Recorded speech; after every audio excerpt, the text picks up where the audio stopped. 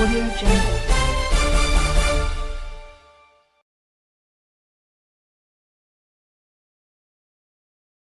Different ప్లేసెస్కి వెళ్ళేవారు. అప్పుడు అమ్మ నేను మీతోనే ఉండేవాళ్ళం. నాన్నగారు ఎవ్రీ వీకెండ్ కడప నుంచి ఇక్కడికి ఇట్స్ లైక్ 8-9 గంటలు ఎవ్రీ వీకెండ్ కంపల్సరీగా వచ్చేవారు. ఫ్యామిలీ మీద అంత కేర్ తీసుకున్నారు. అండ్ ఇప్పుడు కనుక నేను నిజంగా ఒక జాబ్లో పెద్ద పొజిషన్లో ఉండి దాంతోపాటు ఒక స్టార్ట్అప్ కంపెనీ తీసుకొని ఒకవేళ ఫస్ట్ కేసులో ఏమన్నా అయిందన్నా సరే నాన్నగారు ఇంకా ఉంటున్నారు అన్న నమ్మకం నాకు ఉంది. అండ్ మిత్ర కూడా అంతే. తర్వాత మిత్ర చెప్తాడు తను స్వీడన్కి వెళ్ళాలనుకున్నా సరే ఎక్కడికి వెళ్ళాలనుకున్నా సరే నాన్నగారి సపోర్ట్ ఎప్పుడు ఉండేది, అమ్మ ఎప్పుడు ఉండేది. నాన్నగారు కష్టమైన జాబ్లో ఉన్నా దగ్గర లేకపోయినా ఎప్పుడు ఉండేవాళ్ళు. ఒక చిన్న సరదా సన్నివేశం చెప్తాను చిన్నప్పటిది. నేను 2వ తరగతి, మిత్ర యూకేజీ అనుకుంటా. ఇప్పుడు మేము గురుజాల్లో ఉండేవాళ్ళం. పొద్దున నాన్నగారు మా ఇద్దరిని బాగా తిట్టేళ్ళారు అనమాట. పిచ్చ కోపం వచ్చేసింది. ఏదో ఒకటి చెయ్యాలి, కాస్త తీర్చుకోవాలనుకున్నాను. సాయంత్రం పూట రాగానే కోర్టు నుంచి ఆకాష్ వాటర్ అడుగుతారు. ఏమనుకున్నామంటే మా వాడు ఐడియా ఇచ్చారు, ఆకాష్ మనం వాటర్లో కారం పోసిద్దాం అని. ఏమైందంటే కారం పోసాం, కలిపాం. తర్వాత కలిసి చూడాలి కదా. 2 క్లాసులు మేమే తాగామన్నమాట. నాన్నగారు వచ్చినప్పుడు ఇద్దరం ఒకటే ఏడు. అలా ఉండేది పరిస్థితి.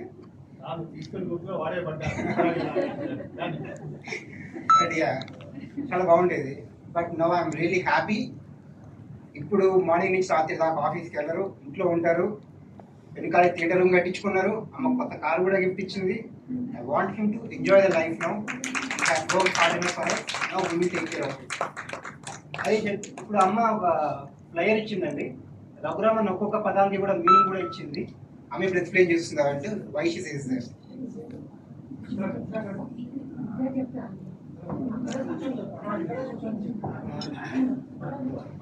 మామగారి ద్వారా తీర్చుకున్నాను అని అనుకుంటాను. That is my main concern. ఇంకా తన గురించి చెప్పాలి అంటే it is my signature like that. మా యూనివర్సిటీలో ఏ ఫంక్షన్ జరిగినా కూడా వచ్చిన గెస్ట్లకు సంబంధించి కానివ్వండి వాళ్ళ నేమ్స్ని ఎక్స్పాండ్ చేస్తూ ఉంటారు. The very same matter. Raghuram అంటే R stands for rocking personality, A stands for allrounder. నిన్న సిబిఐ కోర్టు వాళ్ళు పేర్లు ఇచ్చినప్పుడు చెప్పారనమాట. వాళ్ళ జూనియర్స్ కానివ్వండి ఏంటి అంటే ఆయన ఏ విషయం దగ్గరికి వెళ్ళినా కూడా చెప్పగలుగుతారు. ఈవెన్ చైల్డ్ సైకాలజీ దగ్గర నుంచి మొదలు పెడితే medical jurisprudence what ever maybe మీరు ఏది అడగండి దాని మీద తనకి మినిమం కాదు మ్యాక్సిమం నాలెడ్జ్ ఉంది. బట్ దాన్ని మనం తీసుకునేందుకు టైం సరిపోదు అంటే సాధ్యమైనంత క్లుప్తంగా కూడా చెప్పగలుగుతారు. That's why I said A stands for all-rounder, G stands for good heart. తను మనసులో కరెక్టే, మంచిగానే ఉంటుంది కానీ బట్ హార్ష్ ఎట్ వర్డ్స్ చాలా ఖచ్చితంగా మాట్లాడతారు. మా పెళ్లి ముందర కూడా నేను చాలా భయపడ్డాను తన వే ఆఫ్ టాక్ చూసి అసలు ఉండగలుగుతామా అని. మా మధ్య గారు కూడా ఇక్కడే ఉన్నారు కనుక before him I want to say ఆయనే డౌట్ పడ్డారు, వదిలి గారు మీరు ఎలా ఉండగలుగుతారు ఆయన తోటి అని. స్టిల్ ఐ డౌట్ అని అప్పుడే చెప్పారు ఆయన. But still I ventured and I succeeded after 30 years. I can say next unpredictable. తను ఒక్కొక్కసారి చాలా కూల్గా ఉంటారు, ఒక్కొక్కసారి చాలా ఏంటి అపరిచితుడు అనొచ్చు. సో అందుకని అన్ప్రెడిక్టబుల్ అని చెప్తాను. At the same time are stands for realistic personality. తను అది కూడా చాలా క్లియర్గా చెప్తారు. ఫస్టే నాకు చెప్పారు నేను కొంచెం హార్ష్గా మాట్లాడతాను బట్ నువ్వు అర్థం చేసుకోవాలి, నువ్వు కాకపోతే ఇంకెవరు అర్థం చేసుకుంటారు. ఆ వర్డ్ ఒకటి నన్ను పడేసింది. నేను తను ఎప్పుడు ఏదన్నా కూడా అది గుర్తు చేసుకుంటాను. అదే తను ముందే చెప్పారు కదా, ఇంకా ఇప్పుడు కాకపోతే ఇంకెప్పుడు నేను బేర్ చేయగలుగుతాను. That's why I said realistic personality and accessible to all. ఎవరికైనా కానివ్వండి, ఫ్రమ్ అటెండర్ దగ్గర నుంచి. మా అమ్మమ్మ గారు ఉండేవారు, వారు అమ్మమ్మ గారు మాతో పాటు బద్వేలో నియర్లీ 4 years ఉన్నారు. ఆమె కూడా చాలా హ్యాపీగా ఫీల్ అయ్యేది. సో చిన్నపిల్లల నుంచి పెద్దవాళ్ళ దాకా కూడా తను ఎవరికి ఏ ప్రాబ్లం వచ్చినా he use to solve and whole హార్టెడ్గా మాట్లాడతారు. అంటే నేను ఒక పెద్ద ఆఫీసర్ని అలాంటి ఫీలింగ్ తనకి ఎప్పుడూ లేదు. Next meritorious candidate. Actually, he deserved for High Court judge. Because of me, he opted Telangana. That's why he lost that. But I still feel we never lost our personal life. Hyderabad తను రాబట్టి మేము కలిసి ఉండగలిగాము. సిద్దిపేట వరకు మేము వేరే వేరే ఉండేది, వారానికి ఒకసారి రావడము అలా ఉండేది అన్నమాట. So thank you for this so much. ముందుగా బాబాయ్ గారికి వచ్చాను. నల్గొండలో ఎల్ఎస్ శాఖలో పనిచేసేవాడు, పరిచయం. మా అత్తగారింట్లోనే కిరాయికి ఉండేవాడు. అట్లా పరిచయం వాళ్ళ ఫ్యామిలీ, బాబాయ్ గారు, సిటీ గారు. అయితే పెళ్లి విషయం వచ్చేసరికి ఒకసారి చెప్పాడు ఆయన, మా మామగారు బాగా క్లోజ్ ఉండేవాడు. హలో చెప్పేవాడు, జగన్మోహన్ చాల గారు మీకు పూర్తి పేరు ఇచ్చేవాడు. బాబు ఫ్యామిలీ నీకు బాగా తెలుసు కదా, క్లోజ్గా ఉన్నారు కదా, అంటే కళ్ళు మూసుకొని చేసుకోవచ్చున్నాను బాబాయ్ గారు. అలాంటి ఏం లేదు, చిన్నపిల్లలు చిన్నప్పటి నుంచి మాకు పరిచయం వాళ్ళు. మా పెళ్ళి అయిన తర్వాత 79లో మా మ్యారేజ్ అయింది. అప్పటి నుంచి కూడా నేను చూస్తున్నాను. నేను కాస్త ఏజ్నే కాబట్టి వద్దన్నాను అందరూ. అందుకే విశ్వామిత్ర మహర్షితో రాములు వారు ఇందిరానగరానికి వెళ్ళినప్పుడు రాఘవ రామధను పశ్యతి అని అన్నారు. కాబట్టి జనక మహారాజు ఆ శివధనుస్సుని ఎత్తమని చెప్పినప్పటికీ శివధనుసు భంజన ఎందుకు చేశారంటే రాఘవాన్ని గురువు గారు సంబోధన చేశారు కాబట్టి, దాని అంతు చూడాలంటే నారి సంధించాలి కాబట్టి, నారి సంధించే ప్రయత్నంలో ఆ యొక్క శివధనుసు భంజన జరిగింది. కాబట్టి మన అనేకమైన రామాయణాలు చదువుతూ దానిలో అర్థాన్ని పట్టుకున్నట్లయితే ఎక్కడా దేనికి సత్యానికి దూరంగా ఉండదు, చాలా దగ్గరగా ఉంటుంది. రిటైర్మెంట్ శుభాకాంక్షలు. మేమందరం కలిసి మెలిసి పెరిగాము. మేము నలుగురం, ముగ్గురు అప్పచెల్లెళ్ళము. మా పిన్ని గారు ఇక్కడే ఉన్నారు. ఆవిడకి 6 సంతానం, 4 అబ్బాయిలు, 2 అమ్మాయిలు. మేమందరం వేసవకాలం బందర్లో కలిసిమెలిసి ఉండేవాళ్ళము. తర్వాత మా ఫాదర్ పోయిన తర్వాత మేము బందర్ వచ్చేసాము. అప్పుడు రఘు వాళ్ళ అన్నగారు మురళీకృష్ణాచార్య గారు మాతో పాటు ఉండి చదువుకునేవాళ్ళం. సో ఎంతమంది ఉండేవాళ్ళం అంటే చాలా మంది, మేము 10-15 మంది దాకా ఉండేవాళ్ళం. It was like a big, ఇప్పుడు ఇంత గ్యాదరింగ్ చూసి ఇది ఒక ఫంక్షన్ అనుకుంటున్నాం. మా ఇంట్లో ఎప్పుడు ఫంక్షన్ లానే ఉండేది, అంతమంది ఉండేవాళ్ళం. We never felt A kind of ఎప్పుడు బర్డెన్ అనిపించేది కాదు. ఆర్థికంగా చాలా చితికిపోయి ఉన్నా కానీ అందరం అంత కలిసిమెలిసి ఉండేవాళ్ళం కాబట్టి ఎప్పుడు ఇబ్బంది అనిపించదు. మా ఇంట్లో గేదెలు ఉండేవి. ఆ గేదెలకి మేత కోసం మా తాతగారు చాలా ఇబ్బంది పడేవారు. ఆయన పోలీసు దీంట్లో పనిచేశారు, పోలీస్ డిపార్ట్మెంట్ లో. ఆయన సాయంత్రం వస్తూ ఒక దాన్ని ఏమంటారు, పచ్చగడ్డి మొగ్గు అవన్నీ తీసుకొచ్చేవారు ఆ గేదెలకి. ఆయన రిటైర్ అయిపోయిన తర్వాత కొద్దిగా ఆర్థిక ఇబ్బందులతో అది ఇబ్బంది అయితే మేమే మా దొడ్లో చేరి ఆ గేదెలకి పచ్చగడ్డి అవన్నీ. అంటే what I'm trying to say is the kind of environment we are born and brought up was very kind and compassionate. We were able to look at each other, care for each other, which we are నాకు ఏదైనా తినాలనిపిస్తే మాకు దొడ్లో బాగా చెట్లు ఉండేవి, జామ చెట్లని, బొప్పాస్కాయ చెట్లని. ఆ బొప్పాస్కాయ అంత ఎత్తున ఎదుగుండేవి అవన్నీ. ఆ బొప్పాస్కాయ చెట్టు ఎక్కి ఎవరైనా కోసేవాళ్ళని, మగవాళ్ళు చెట్టు ఎక్కి కోసిస్తే ఆడవాళ్ళు కట్ చేసి అందరం పంచుకునేవాళ్ళం.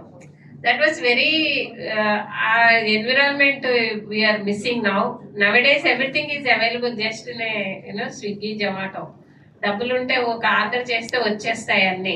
కానీ but the way we use to grow the trees, వాటిని మేము చాలా చక్కగా చూసుకుని వాటి నుంచి వచ్చిన చెట్లు, కాయలు, పండ్లు, ఆ కైండ్ ఆఫ్ ఎన్విరాన్మెంట్ లో పుట్టి పెరిగిన వాళ్ళం మేమందరం.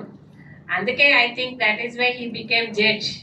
Because అవన్నీ కూడా it matters, all that those kind of things, they matter a lot as part of carrying his duties as judge. ఇంకా కొన్ని చెప్పాలంటే నేను 10th class లో అనుకుంటా, నేను I didn't right my one of the exams very well. చాలా depression లోకి వెళ్ళిపోతే మా పిన్ గారు వాళ్ళ ఇంటికి తీసుకెళ్ళిపోయారు వైజాగ్. సో నేను నెలలు ఉన్నట్టున్నాను అక్కడ వైజాగ్ లో. That time Raghu was preparing for MBBS. So రాత్రిపూట నేను టీ అవన్నీ చేసి పెట్టేదాన్ని. I use to Raghu doctor అయితే మనకే కదా, మనందరికి చాలా మంచి డాక్టర్ దొరుకుతాడు. నేను ఎంతో కష్టపడి అర్ధరాత్రి అయినా కానీ టీలు కాఫీలు అన్ని చేసి ఇచ్చిన. డాక్టర్ అవ్వకుండా లాయర్ అయ్యాడు. But anyway, as a lawyer also magistrate అయ్యి, and he helped every one, all those who are in help. మొత్తం 8 అప్ప చెల్లెళ్ళు, అంటే మా పిన్ని గారి అప్ప చెల్లెళ్ళని he treats them as if they. First edition junior civil జడ్జిగా తణుకులో పోస్టింగ్ ఇచ్చారు. నేను 92లో ఎన్రోల్ అయ్యాను. ఆయన 94లో తణుకు రావడం జరిగింది. తణుకులో first edition junior civil judge అంటే హెవీ పెండింగ్ కోర్టు. అందులో తణుకు రావడం అంటేనే జ్యుడిషియరీలో ఈ జ్యుడిషియల్ ఆఫీసర్ తణుకు ఎందుకు వస్తున్నాడు అని. ఈయనకి ఆ రోజుల్లో జ్యుడిషియరీలో కూడా ఒక టైప్ మిషన్ కానీ ఒక కంప్యూటర్స్ కానీ ఏమి ఉండేవి కాదు. రోజుకి ఒక 100 పేజీలు చేత్తో రాసేవారు. ఒక ప్రోనోట్స్ రూట్లో కూడా ఒక్కొక్క అడ్వకేట్ ఒక 20 పేజీలు క్రాస్ ఎగ్జామినేషన్. ఈయన కొత్త. రోజు 6 గంటలకి ఈయన బెంచ్ దిగేటప్పుడు 6 గంటలు అయ్యేది. ఛాంబర్స్ నుంచి మా అత్తగారు కిటికీలోని చూస్తూ ఉండేవారు. జడ్జిగా కొత్తగా పెళ్ళయింది, ఈయనేమో వస్తారా రాదా, 6, 6:30 అయినా 7 అయినా ఈయన కంటిన్యూస్గా బెంచ్ మీదే ఉండేవారు. అలాగా ఈ కొన్నాళ్ళేమో సివిల్ జడ్జిగా పనిచేశారు మన తణుకులో. తర్వాత మ్యాజిస్ట్రేట్గా ఉండేవారు. మ్యాజిస్ట్రేట్గా ఉన్నప్పుడు 100 కేసులు డిస్పోజ్ ఆఫ్ చేస్తే 99 కేసుల్లో కన్విక్షన్ ఇచ్చేవారు. ప్రతివాడు తప్పు చేయాలంటే తణుకు కోర్టులో అబ్బో ఆ జడ్జి బెయిల్ ఇవ్వడు, డెఫినెట్ కన్విక్షన్ అది రాసి పెట్టుకునేవారు. గోల్డ్ క్రిమినల్ అపీల్స్ మా ప్రాక్టీస్ కూడా అలా పికప్ అయ్యేదండి. వాడు జిల్లా కోర్టు వరకు మాతోనే ఉండేవాడు. అలా కూడా మాకు అడ్వకేట్స్ కూడా బాగా కోఆపరేటివ్గా ఉండేవారు. మేము కొత్తగా వచ్చిన ఏ ప్రశ్న అడిగినా పాపం రాసేవారు. ఇప్పుడు కొత్తగా వచ్చిన జ్యుడిషియల్ ఆఫీసర్స్ అందరూ కూడా సెక్షన్ 91 ఉంది కదా, డాక్యుమెంటరీ ఎవిడెన్స్ ఉండగా మీరు మా ఈ ప్రశ్నలు ఎందుకు అలా కరెక్ట్ చేయడం అనేది ఉండేది. కానీ ఆయన ఎప్పుడూ అలా చేసేవారు కాదు. మాకు చాలా ఎంకరేజ్మెంట్గా ఉండేది. ఆ తర్వాత నేను 98లో నాకు జ్యుడిషియల్ ఆఫీసర్ సెలక్షన్ వచ్చింది. వచ్చినప్పుడు మా బార్ అనేటప్పటికి తణుకు అనేటప్పటికి పిటిషన్ మాంగర్స్ అని ఛాంబర్స్ పిలిచి మాట్లాడడం కానీ ఏమి జరిగేది కాదు. ముత్యాల నాయుడు గారు సబ్ జడ్జిగా ఉన్నారు. అప్పుడు ముత్యాల నాయుడు గారు ఒక రోజు ఛాంబర్కి పిలిచారు. ఇలా మా రఘురామ్ గారు వాళ్ళ చుట్టాల అమ్మాయి ఉంది, ఆయన కొంచెం సరదాగా మాట్లాడేవాడు ఆ కొత్తగా వచ్చిన జూనియర్ అడ్వకేట్స్తో. పిలిచి అమ్మాయి ఉంది, సంబంధం వచ్చింది, చేసుకుంటావా అని అడిగారు. ఏమంటే నాకు ఏదో జడ్జి సెలక్షన్ వస్తుందని చెప్పి అమ్మాయి సెలక్షన్ చెప్పారా, ఇన్నాళ్ళు ఇప్పుడు ఛాంబర్ కూడా మీరు పిలవలేదు, ఇవాళ పిలిచారు ఏంటని అడిగాను నేను. అలా కాదు నువ్వు మా అమ్మాయిని చూసావా అన్నారు. నేను మీ అమ్మాయిని చూడలేదండి ఎప్పుడు అన్నాను. మా అమ్మాయి లాగే చక్కగా ఉంటుంది, నువ్వు వెళ్ళి ఒక మాట చూడు, నేను అరేంజ్ చేస్తాను, మా క్వార్టర్స్లోనే నీకు పెళ్లి సంబంధం అరేంజ్ చేస్తాను, పెళ్లి చూపులు అది వద్దు కానీ. సరే నేను అప్పుడు 98లో రఘురామ్ గారి ఇంట్లో వాళ్ళ క్వార్టర్స్లోనే మాకు పెళ్లి చూపులు అవి అరేంజ్ చేయడం అది జరిగింది. ఆయనతో చాలా మంచి సంబంధం ఈ రోజు కూడా కంటిన్యూ అవుతున్నాం. ఒక జడ్జికి ఉండాల్సిన క్వాలిటీస్ ఏమైనా ఉన్నాయంటే, నేను చాలామంది జ్యుడిషియల్ ఆఫీస్ దగ్గర పనిచేసాం. ఆయనకున్న క్వాలిటీస్ అవుతాయేంటి, వర్క్ డెడికేషన్ ఏంటి, the way of pronouncement of judgement, ఆయన రోల్ మోడల్. చాలామంది జడ్జెస్ కూడా జ్యుడిషియల్ ఆఫీసర్స్ ట్రైనింగ్లో కూడా ఇలాంటి వాళ్ళ చేత ట్రైనింగ్ ఇప్పించి చెప్తే బాగుంటుందని నా అభిప్రాయం. ఈయనకి ఇంకా మంచి మంచి పోస్ట్ ఆపర్చునిటీస్ వచ్చి పైకి వెళ్ళాలి. మీరు రిటైర్మెంట్ డ్రైవ్తో ఇక్కడతో క్లోజ్ చేయకండి సార్, మీరు కంటిన్యూ చేయాలి. భగవంతుడు మనకు ఆరోగ్యాలు ఇచ్చినంత కాలం మీరు కష్టపడి పనిచేసి ఇలాంటి జ్యుడిషియల్ ఆఫీసర్స్ ఉండాలి, కంటిన్యూ చేయాలి. కిరణ స్వామీజీ ఆ పేరు యొక్క ప్రాశస్త్యం అవన్నీ చెప్పారు. మరి నాకు రఘురామ్ గారు 94 బ్యాచ్లో సెలెక్ట్ అయ్యారు. మేము సెకండ్ లిస్ట్ 95లో సెలెక్ట్ అయ్యాము. మరి ఫస్ట్ పోస్టింగ్ తణుకు, నా ఫస్ట్ పోస్టింగ్ భీమవరం.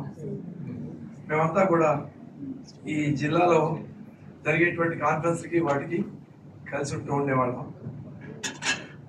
సరే, వారికి కూడా నాకు తెలిసి లాస్ట్ పోస్టింగ్ తప్పితే మిగతా పోస్టింగ్స్ ఏవి కూడా కేక్ వాక్ లాగా ఏమీ లేకుండా హెవీ పెండెన్సీ తోటి చాలా కష్టపడితే కానీ డిస్పోజల్స్ వచ్చేటువంటి అవకాశం లేనటువంటి కోర్టులు చేశారు. నేను వారు ప్రతి మా జిల్లాలో అంటే భద్రాద్రి కొత్తగూడెం జిల్లాలో కొత్తగూడెంలో కూడా రఘురామ్ గారు పీడిఎఫ్గా చేశారు. సో వారి ఫ్యామిలీ తోటి నాకు 95 నుంచి అనుబంధం ఉంది. ఇంకా ముఖ్యంగా 2004 నుంచి 2007 దాకా నేను విశాఖపట్నంలో పనిచేశాను. కాబట్టి అప్పుడు నాకు వారి తల్లిదండ్రులతోటి వారి కుటుంబంతో ఇంకా సాన్నిధ్యం ఉండేది. నేను ఇంచుమించుగా వాళ్ళ ఇంట్లో ఒక మెంబర్గానే నేను తిరిగాను. ఆ తల్లిగారు వాళ్ళ నాన్నగారు కూడా ఎప్పుడు ఇంకొక అబ్బాయి వచ్చినట్టుగానే చూసేవారు తప్పితే వేరే రకంగా ఏదో రఘు క్లాస్మేట్గా బ్యాచ్మేట్గా వచ్చినట్టుగా చూసేవారు కాదు. అంత ఎఫెక్షనేట్ ఉండేది. ఇంటికి వస్తే అన్నపూర్ణం తల్లి భోజనం చేయకుండా పంపించేవారు కాదు. మా పిహెచ్డి కోసం అని చెప్పి నేను వైజాగ్ వెళ్తూ ఉండేవాడిని రెగ్యులర్గాను.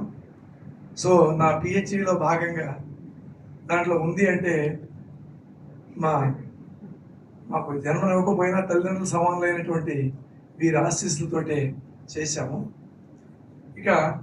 ఇకపోతే ఇక్కడ చెప్పాల్సింది ఏంటంటే రఘుని అందరూ కూడా జడ్జిగా చూసినటువంటి వాళ్ళకి ఏమనిపిస్తుందంటే ఈయనేమిటండి అంత తక్కువ, రాముడికి ఉన్న క్వాలిటీస్ 14-16 ఉండేవి కదండి, మనకి రామాయణంలో చెబుతూ ఉంటారు 16 క్వాలిటీస్ మన కిరణా స్వామీజీ చెప్పేశారు.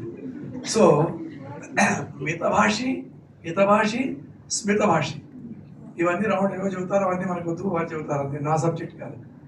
అది ఇక్కడ ఏంటంటే జ్యుడిషియల్ ఆఫీసర్గా 32 సంవత్సరాలు పూర్తి చేయటం అంటే ఆషామాషి వ్యవహారం అయితే కాదు, ఖచ్చితంగా నేను చెప్పగలను. ఎందుకంటే మనం బెంచ్ మీద నవ్వాము అంటే దానికి 100 ప్రింట్అవుట్లు తీస్తారు, 100 రకాల పర్మిటేషన్స్ కాంబినేషన్స్ చూస్తారు.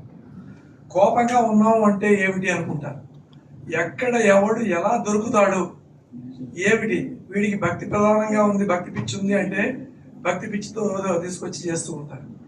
ఇంకో ఏదైనా ఉంది అంటే మన బలాలు బలహీనతల్ని చాతనేంత వరకు ఎక్స్ప్లాయిట్ చేయాలని చూస్తాం. ఎందుకంటే మేము 90s ఓల్డ్ మోడల్, మేమంతా 60s మ్యానుఫ్యాక్చరింగ్ మోడల్ అయితే 60sలో 90sలో జాబ్లో మ్యానుఫ్యాక్చరింగ్ మోడల్ కాబట్టి అప్పుడు ఇప్పుడున్నంత వాట్ వీసే ఈజీనెస్ కానివ్వండి ఇంకోటి కానివ్వండి అప్పుడు లేదు. అప్పుడు పీడీజే గారు అంటే సబ్జెక్ట్ మేము కొత్తగా ఎక్కడైతే జాయిన్ అయితే అక్కడ ప్రతి ఆఫీసర్ని వెళ్ళి కలిసి పరిచయం చేసుకునేవాళ్ళం.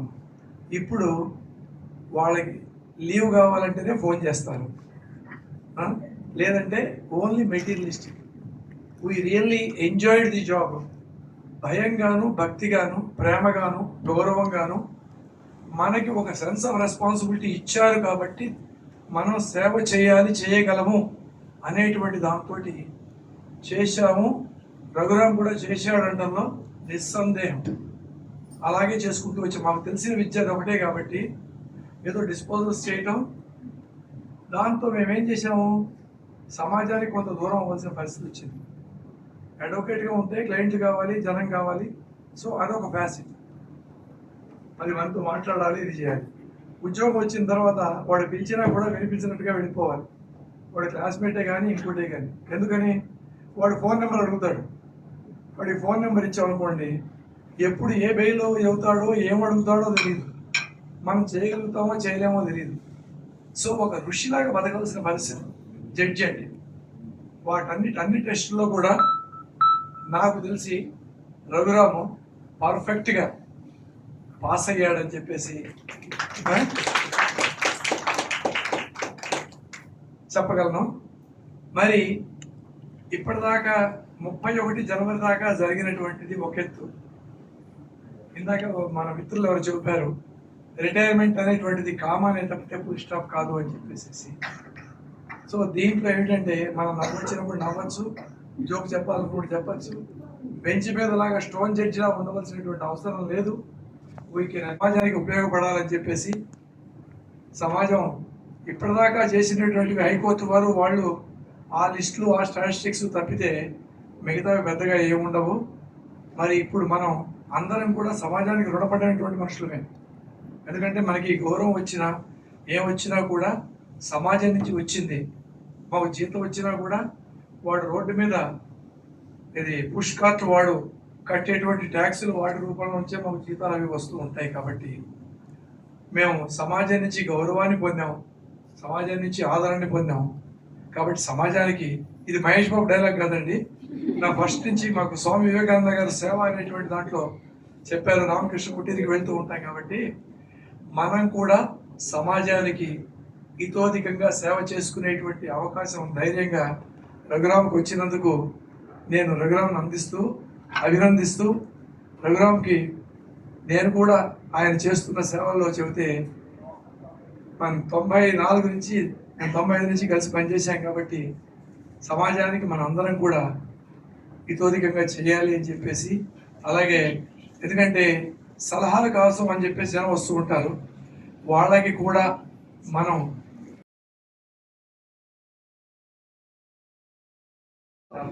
K. Raghuram. I was born and brought up in Machilipatnam of Krishna district. And from there, because of my father's employment, we had to migrate to Visakhapatnam. There we have settled. I have practiced, completed my law and law at Visakhapatnam. I enrolled myself as a member of the AP Bar Council. And after that, I have practiced law in Visakhapatnam for about 7 years, and then joined police service as a junior civil judge. After that, I got promoted to senior civil judge and then to district judge. I have worked in several places, including principal CBI court, Hyderabad. I worked as principal CBI judge, Hyderabad, for a considerable period. And currently I have delivered good judgments. And it's my short story. And I retired from service on 30th of January 2026. What I will say, one must enjoy the work. If you enjoy the work, there won't be problem. If you don't enjoy the work, every act, every work will be very difficult. So my advice to one and all who are working is to just enjoy the work. You will be very happy and you will never strain in the work. Thank you.